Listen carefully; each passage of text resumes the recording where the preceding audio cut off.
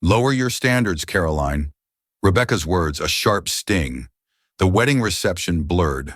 Michael and his new wife, oblivious. If they only knew. 6 months ago, a Vegas chapel, a quick ceremony, a husband I'd hidden. See, my family, I am married. So why the secret?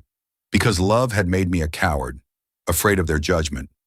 This black dress wasn't a mark of shame, it was camouflage. But Daniel, arriving late, Seattle forgotten. Damn that man. He wasn't supposed to be here. Now a choice. Stay hidden or finally let them see. They have no idea how her quiet kindness will change everything. A kindness born of quiet desperation. What a mess. If you've ever felt overlooked or doubted, this story is for you. Hit that like button and stay with me till the end, because what happens next will restore your faith in love and second chances. I was sorting through mail on a Tuesday evening when I saw it. A cream-colored envelope with elegant gold lettering. My hands actually shook as I recognized the handwriting. Michael. After 2 years of silence, he was getting married and somehow I was invited. 7 years. That's how long we were together. 7 years of shared dreams, inside jokes, and plans for a future that never came. I remember the day everything fell apart like it was yesterday. He said he needed space, needed to find himself. Apparently, he found himself with Lisa 6 months later. The worst part wasn't the breakup itself. It was realizing I had built my entire identity around being his girlfriend. When he left, I didn't know who I was anymore. My sister Rebecca found me staring at the invitation an hour later, tears streaming down my face.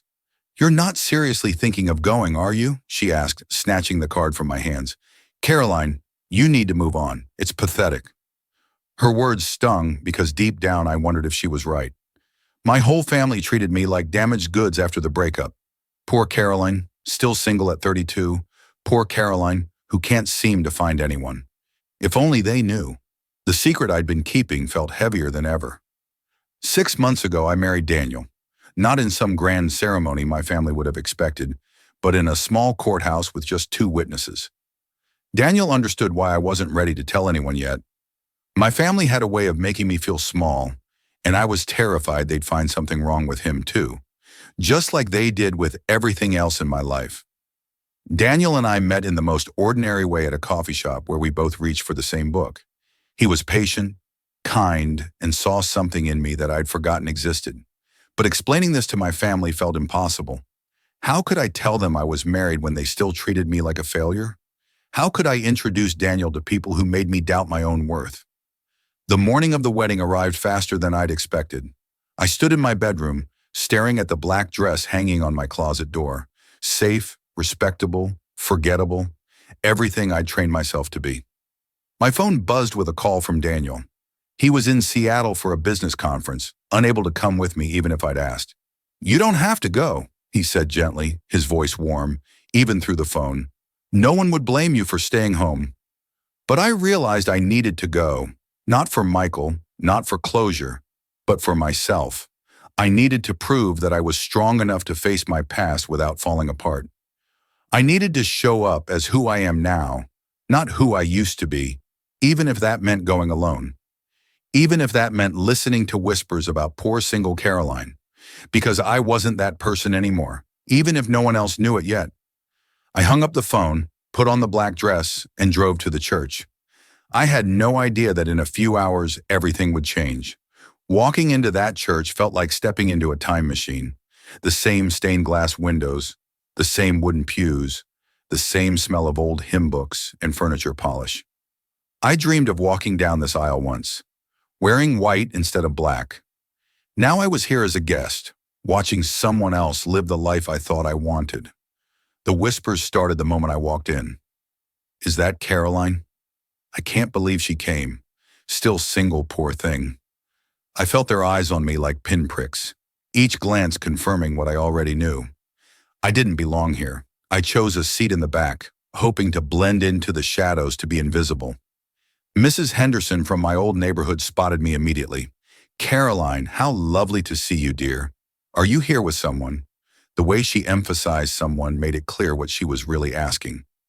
I smiled and shook my head, watching her expression shift to that familiar mixture of pity and curiosity. "Well, I'm sure the right man will come along soon," she said, patting my hand like I was a lost puppy. The church was filling up quickly. Friends from college, distant relatives, people who knew me from my Michael days. Each face brought back memories I'd tried to bury. Sarah from our college group waved enthusiastically, clearly expecting me to join her in the front. When I gestured to my back row seat, her smile faltered with confusion. Even here I was choosing to hide. Then I saw him, Michael, at the altar, adjusting his tie nervously. He looked different, older maybe, but still the man I'd loved for 7 years. My chest tightened as I remembered our own wedding plans, the venue we'd toured, the dress I'd secretly tried on. For a moment I wondered what I was doing here. Was this closure or self-torture? The organ music swelled, and Lisa appeared at the back of the church. She was radiant in a way that made my heart ache, not with jealousy, but with a strange kind of happiness. She looked at Michael the way I used to look at him, full of hope and absolute certainty. They deserved this moment, this happiness, and surprisingly, I found myself genuinely glad for them. As the ceremony began, I felt something shift inside me. This wasn't about what I'd lost. This was about what I'd found.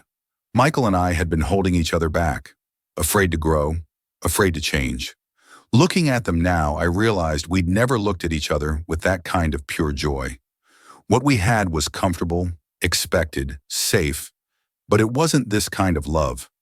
I touched the simple wedding band hidden beneath my glove, thinking of Daniel. He'd never questioned my need to keep our marriage quiet. He understood my complicated relationship with my family, my tendency to retreat when things got overwhelming. He loved me anyway, completely and without conditions. That was something Michael never quite managed to do. The reception hall buzzed with laughter and clinking glasses. I found myself gravitating toward the edges of conversations, offering congratulations when appropriate, helping clear empty plates when no one was looking. It's funny how you can feel most alone in a room full of people who've known you for years.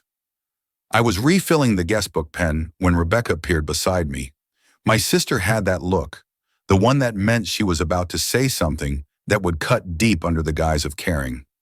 "Caroline, what are you doing here?" she asked, her voice low but sharp. "This is humiliating. Everyone's talking about how pathetic you look showing up alone to your ex's wedding." "I wanted to wish them well," I replied quietly, focusing on the pen instead of her face. The truth was more complicated, but Rebecca had never been interested in complicated truths about me. "Wish them well," she laughed, but there was no humor in it. "You're 32, Caroline. When are you going to get your life together? When are you going to stop defining yourself by what went wrong and start looking for what could go right?" She glanced around to make sure no one was listening, then leaned closer. "Mom's worried about you. We all are. You can't keep living like this." Each word felt like a small blade. The worst part was how she delivered them with the tone of someone who genuinely believed she was helping. This was Rebecca's specialty, making cruelty sound like concern. "I'm fine," I managed to say, though we both knew it sounded weak. "You're fine?" She gestured subtly toward Michael and Lisa, now cutting their cake, surrounded by joy and celebration. "Look at them.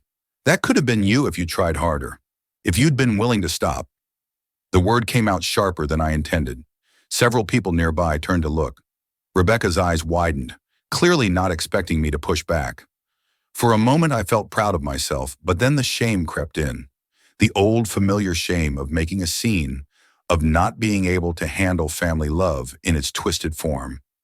"I'm just saying," Rebecca continued, her voice softer now, but somehow more cutting. "You need to face reality. You're not getting any younger. Maybe it's time to lower your standards. Be more realistic about what you can expect." "Lower my standards. Be more realistic." The phrases echoed in my head as she walked away, leaving me standing there with my cheeks burning and my hands shaking. Around me, the celebration continued. Couples dancing, children laughing, families taking photos. Everyone seemed to fit somewhere except me. I watched Michael spin Lisa on the dance floor, both of them glowing with happiness. A year ago, this sight would have destroyed me. Tonight, it mostly made me sad. Not for them, but for the version of myself that had believed I needed to shrink to be loved. that had accepted Rebecca's definition of realistic expectations. I made my way to the bathroom, needing a moment to breathe, to remind myself that Rebecca's words said more about her than they did about me. But as I stood in the mirror, touching the ring hidden beneath my glove, I realized something had shifted. I was tired of being invisible, tired of hiding, tired of letting people who claimed to love me make me feel small. I returned to the reception with what I thought was renewed resolve, but the universe had other plans. The bouquet toss was about to begin, and somehow I found myself pushed into the circle of single women. Lisa smiled warmly at me as she turned around, bouquet in hand. The irony wasn't lost on anyone.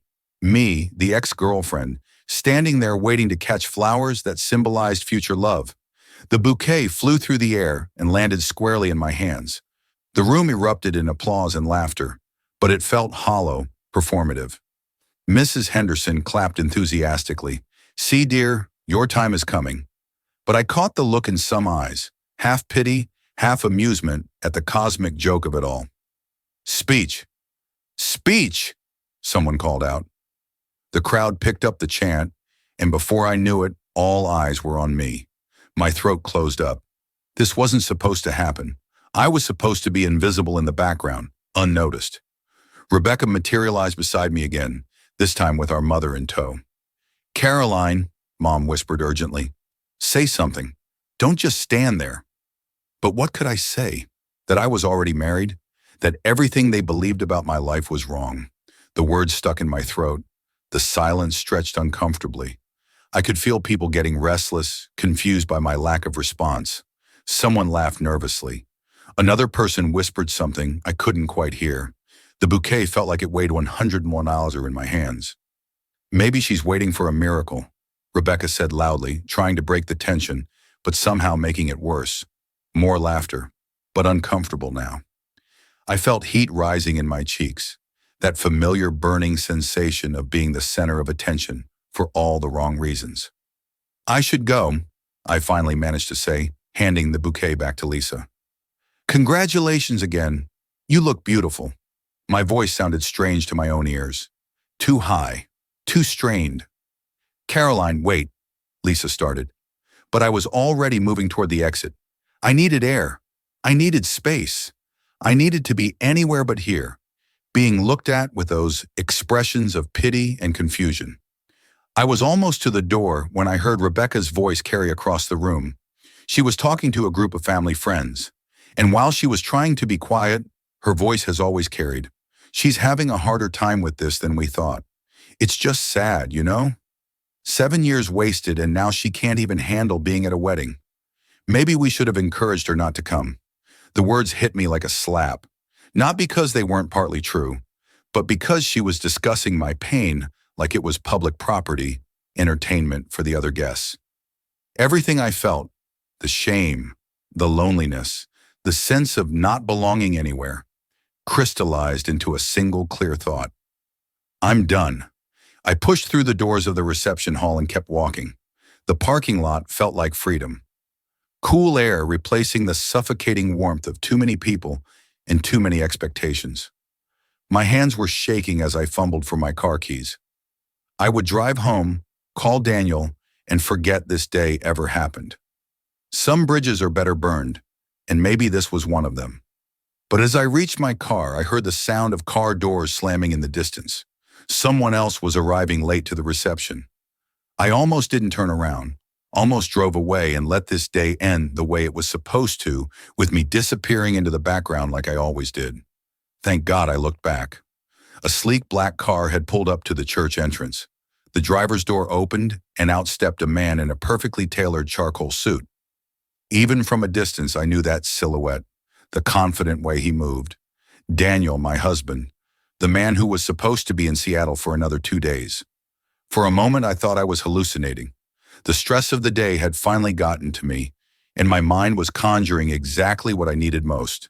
But then he turned, spotted me across the parking lot, and smiled that warm, knowing smile that had first caught my attention 6 months ago.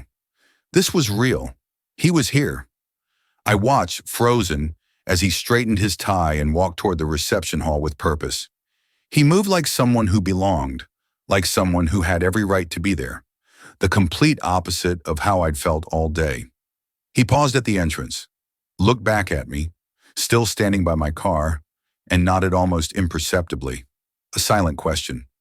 Are you ready? I wasn't sure I was ready for anything, but I followed him anyway. The reception hall doors swung open with more force than necessary. The sound cut through the chatter and music like a blade. Conversation stopped mid-sentence. Glasses paused halfway to lips. Even the band seemed to falter for a moment. Daniel stood in the doorway, scanning the room with calm confidence. His eyes found mine first, and the smile he gave me was so full of love and pride that I felt something shift deep in my chest. Then his gaze moved to the crowd, taking in the shocked faces, the whispered questions, the uncomfortable shuffling. Sorry I'm late, he said, his voice carrying easily across the suddenly quiet room. Traffic from the airport was worse than expected. He walked straight toward me, weaving between tables full of wide-eyed guests. Every step seemed deliberate, like he was claiming space that had always been his. Rebecca was the first to recover from the shock. She appeared at my elbow, her eyes fixed on Daniel with the kind of intensity usually reserved for potential threats. Caroline, she whispered urgently, who is this? What's going on? Before I could answer, Daniel had reached us. Up close, he looked even more handsome than usual. The kind of man who turns heads not because he tries to, but because confidence is attractive, and he wore his like a second skin. He took my hands in his, and I realized I was trembling. Hello, beautiful, he said loud enough for half the room to hear. Sorry I couldn't be here for the ceremony. How was it, Daniel? I managed, my voice barely above a whisper. You're supposed to be in Seattle. The meeting ended early, he said, brushing a strand of hair from my face with a gentleness that made my heart ache. Did you really think I'd miss my wife's ex-boyfriend's wedding? The word wife dropped into the silence like a stone into still water. I heard Rebecca's sharp intake of breath, the collective gasp from nearby tables, the sudden spike in whispered conversations. But Daniel seemed oblivious to the chaos he'd just created. His attention was entirely on me. Besides, he continued, his thumb tracing circles on my hand, I couldn't let you face this alone, not when you've been so worried about it. The room had transformed into something electric, with tension and curiosity. People were standing now, craning their necks to get a better look at us. I could practically feel the questions buzzing through the air. Wife? When? How? Why didn't anyone know? Michael appeared at our little circle, Lisa beside him, both looking confused but trying to be polite. Caroline, Michael said carefully. I don't think we've met your friend. Husband, Daniel corrected smoothly, extending his hand. Daniel Chen. Congratulations on your wedding. Caroline's told me so much about you. His handshake was firm, confident, the kind that spoke of success and self-assurance. Lisa's eyes widened, but she recovered quickly. Husband, she echoed, looking between Daniel and me. Caroline, I had no idea you were married. When did this happen? Why didn't you tell anyone? Before I could stammer out an explanation, Rebecca inserted herself into the conversation with all the subtlety of a freight train. This is impossible, she announced loud enough for at least 3 tables to hear clearly. Caroline would have told us if she got married. She tells us everything. The irony of that statement wasn't lost on me. I'd stopped telling my family things years ago, tired of having every decision dissected and found wanting. But Daniel just smiled at Rebecca with the kind of patience usually reserved for difficult children. Actually, we kept it quiet at Caroline's request, he said, his arm sliding protectively around my waist. She wanted to make sure it was right before involving family. Smart woman, my wife. The way he said my wife sent warmth flooding through me, not possessive, but proud, like he couldn't quite believe his luck either. Mom had joined our growing circle now, her face cycling through emotions too quickly to track. Caroline Elizabeth, she said, using my full name like she did when I was in trouble as a child. What is the meaning of this? The meaning, Daniel said before I could respond, is that your daughter is an extraordinary woman who deserves better than to be treated like a failure, because she's different from what you expected. The challenge in his voice was gentle, but unmistakable, a line drawn in the sand. I'd never had anyone defend me so directly to my family before. The feeling was overwhelming. Part relief, part terror, part something I couldn't quite name. "And you are?" Mom asked, her voice carrying that particular chill she reserved for people who had the audacity to call her out. "I'm the man who fell in love with Caroline. Not because she needed rescuing, but because she's brilliant, kind, and stronger than she gives herself credit for," Daniel replied. "I'm also the man who married her 6 months ago in a ceremony that suited us perfectly, and who couldn't care less about your approval because I already have hers." The crowd around us was growing. I could see phones coming out, people recording this unexpected drama. But Daniel seemed to notice too, and rather than backing down, he did something that took my breath away. He stepped forward, gently taking my hand, and addressed the room. "I'm sorry to interrupt the celebration," he said, his voice carrying easily to every corner of the reception hall. "But I couldn't stand here and watch people treat my wife as if her worth is diminished because she chose to protect her heart for a while." The room was dead silent now. Even the children seemed to sense that something important was happening. "6 months ago, I met Caroline in a coffee shop," Daniel continued. "She was reading a book about building self-confidence, and when I asked her about it, she told me she was trying to become the woman she'd always been inside, but never felt brave enough to show the world. That's the woman I fell in love with." He turned to look at me, and I saw nothing but love and pride in his eyes. "She thinks I rescued her," he said. "But the truth is, she saved me. She taught me that real love isn't about changing someone to fit your expectations. It's about seeing who they really are and loving all of it. The scared parts and the brave parts, the doubts and the dreams." I was crying now, tears flowing freely down my cheeks. Not from sadness or embarrassment, but from a kind of relief I'd never experienced. Someone was telling my story accurately, with kindness, with respect. "Caroline came here today because she's the kind of person who shows up for people even when it's hard," Daniel said, his gaze sweeping across the stunned faces of my family and friends. "She came alone because she didn't want to make this day about her relationship. She put your comfort above her own, like she always does." He paused, letting that sink in. What she got in return was judgment about her choices, criticism about her timeline, and comments about her worth based on her relationship status from people who claimed to love her. Rebecca opened her mouth to object, but Daniel held up a gentle hand. "I'm not here to attack anyone," he said. "I'm here because my wife deserves to be seen for who she is, not who you think she should be. She's accomplished, compassionate, and complete on her own. I didn't make her whole. I just had the incredible fortune of being chosen by someone who was already everything." The silence that followed was different from before, heavier, more thoughtful.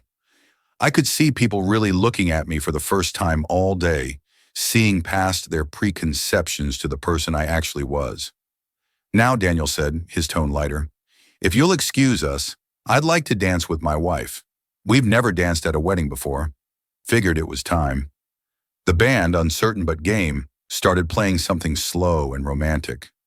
Daniel led me to the dance floor, which cleared around us like we were in our own private bubble. For the first time all day, I felt like I was exactly where I belonged. "I can't believe you came," I whispered as he pulled me into his arms. "I couldn't let you face this alone," he murmured against my ear, "and I was tired of hiding. You're my wife, Caroline. I'm proud of that. I want the world to know it." As we swayed together, I became aware of the eyes watching us. But instead of the judgmental stares I'd felt all day, these looks were different. Curious, yes, but also respectful. Admiring even. Several couples had joined us on the dance floor, but we remained the center of attention. Michael and Lisa danced past us, and Michael caught my eye. "Congratulations," he mouthed. And I could see genuine happiness there. No jealousy, no regret, just the kindness of someone who had once loved me and was glad to see me loved well. Over Daniel's shoulder, I saw Rebecca watching us. Her expression was complicated. Embarrassment, certainly, but also something that might have been understanding. Mom stood beside her, talking quietly with Dad, both of them looking like they were reassessing everything they thought they knew about their daughter. Mrs. Henderson approached the edge of the dance floor and caught my eye. "He's lovely, dear," she said warmly. You make a beautiful couple." For the first time all day, I smiled at her comment instead of wincing at it. "Thank you," I said. "We think so too." As the song ended, Daniel spun me once, then pulled me close for a kiss that was gentle but unmistakably claiming. Around us, people applauded, and this time it felt genuine, celebratory, like they were finally seeing something worth celebrating. The energy in the room had shifted completely. People who had ignored me or pied me all day were now approaching with curiosity and respect. College friends wanted to know how we met. Distant relatives suddenly remembered how much they'd always liked me. Even some of Michael's family members came over to congratulate us and ask about our plans. But the conversation I was most nervous about came when Rebecca finally approached us. She looked smaller somehow, less certain than she had earlier. "Caroline," she said quietly, "can we talk for a minute?" Daniel squeezed my hand. "I'll get us some drinks," he said, giving Rebecca a polite nod before melting back into the crowd. We stepped slightly aside into a quieter corner of the room. Rebecca fidgeted with her clutch, clearly struggling with what to say. "I owe you an apology." She finally said what I said earlier about lowering your standards, about being realistic. "I was wrong." I waited, not sure how to respond. "Looking at you two together," she continued, "seeing how he looks at you, how he stood up for you. I realize I don't know you as well as I thought I did, and maybe I haven't been the sister I should have been." "Rebecca?" "No. Let me finish," she said, her voice cracking slightly. "I was so focused on what I thought your life should look like that I couldn't see what it actually looked like. I'm sorry. You deserve better from me." I felt something loosen in my chest, a knot of hurt I'd carried for years beginning to untangle. "Thank you," I said simply. "That means a lot." Mom and Dad approached then, and I braced myself for another difficult conversation. But Dad just hugged me, something he rarely did. "We're happy for you, sweetheart," he said. "Wish we could have celebrated with you when it happened." "There's still time for celebration," Daniel said, appearing at my side with perfect timing. "Caroline and I would love to have you all over for dinner next week if you're interested." The invitation was genuine, warm, but with clear boundaries, not desperate for approval, not trying to fix years of complicated family dynamics in one evening, just offering connection on equal terms. Michael and Lisa came to say goodbye as the evening wound down. "Thank you for coming," Lisa said, giving me a genuine hug. "It means more than you know." "Your speech earlier," Michael said to Daniel, "about showing up for people even when it's hard. That's exactly who Caroline is. You're lucky to have her." "I remind myself of that every day," Daniel replied with a smile that reached his eyes. As we walked toward the exit, I felt a lightness I hadn't experienced since I was a child. Not because everything was suddenly perfect with my family, but because I finally felt seen, recognized, valued for who I actually was, instead of judged for who I wasn't. The parking lot was quiet now, just a few guests saying final goodbyes. Daniel and I walked slowly toward our cars, hands intertwined, in no hurry to end this moment. "How did you know?" I asked him. "How did you know I needed you here?" "I always know when you need me," he said simply. "And I could hear it in your voice this morning. You were trying so hard to be brave, but you were also scared." I felt that way before, trying to prove something to people who should already know your worth. I stopped walking and turned to face him fully. "I'm sorry I kept us a secret for so long. I was ashamed, but not of you, never of you. I was ashamed of how they made me feel about myself." "I know," he said, cupping my face in his hands. "And I understood why you needed time, but I'm glad that's behind us now. I'm tired of pretending we're not completely crazy about each other." I laughed, feeling giddy with relief. "Completely crazy about each other, huh?" "Absolutely head over heels, sickeningly in love," he confirmed, kissing my nose. "Deal with it." As we drove home in our separate cars, Daniel following me to make sure I was okay, I thought about how this day had started. I'd come here feeling like a failure, someone to be pied, someone whose life hadn't turned out the way it was supposed to. I was leaving as myself, finally fully myself, the woman who was loved not in spite of her imperfections, but because of them, the woman who deserved someone willing to drive across the country just to make sure she didn't face her demons alone. The woman who was enough exactly as she was. My phone buzzed with a text from Daniel. Proud of you today. See you at home. Home. We had a home together, a life together, a love that didn't require me to shrink or hide or apologize for taking up space.